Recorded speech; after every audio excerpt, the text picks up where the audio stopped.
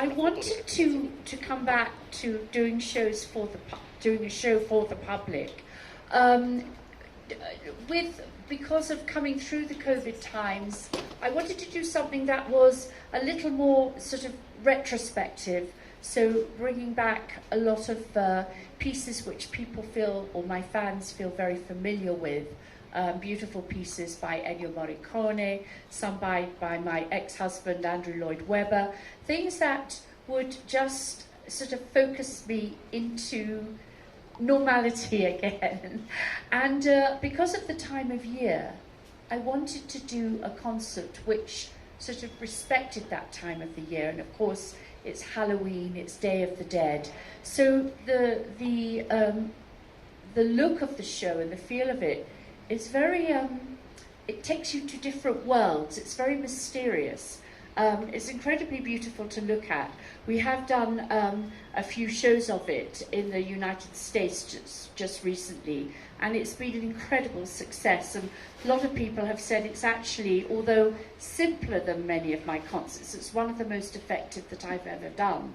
So I'm very, very happy to bring it to Mexico. That's the first part of the question.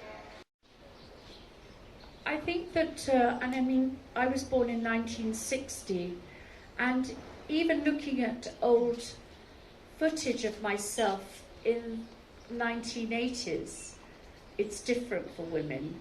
And I think we've come to a time where we mustn't think differently about ourselves. We just, if we want to do something and we feel it will enable us to do the work that we want to do, or be ambitious, or wear what we want to, and feel very free in our sort of going forward as women, I think this is the time to do it, and to feel easy about it, and not to feel that there's any sort of social sort of structure that confines us in any way.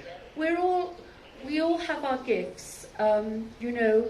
The male species have its gifts, the female species. We're all meant to blend together and to work together, all of us, in any gender. And that's what makes the world beautiful. So we must all be allowed to be free in that way. For the trip, in the end, to the space station. But you know, through the training that I did, and the understanding of what it means to go outwards, in a way, was enough, because you had to go through so much, and you were so challenged in the training that you sort of understood yourself more, and understood how precious our earth is and what we can do to help it. And I did feel through that training that there were almost times when I thought, how could I even want to light a fire or do anything that disturbs this earth, because I really started to understand. So I wish everybody could have this training, because it would really make us think very, very deeply about our planet. So, you know, I didn't reach the stars, but I've kind of reached the stars in a different way. I take very seriously languages, because they're part of countries' cultures. There's a reason why they sound the way that they do. And one of the reasons that I haven't sort of ventured into doing a Spanish-speaking album is because I don't feel that my knowledge when I'm singing of the language is still quite good enough. So I am working on it, and I've already been talking with sort of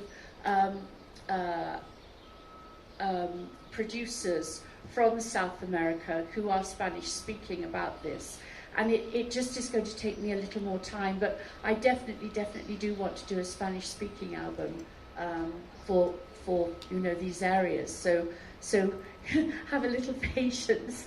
Thank you.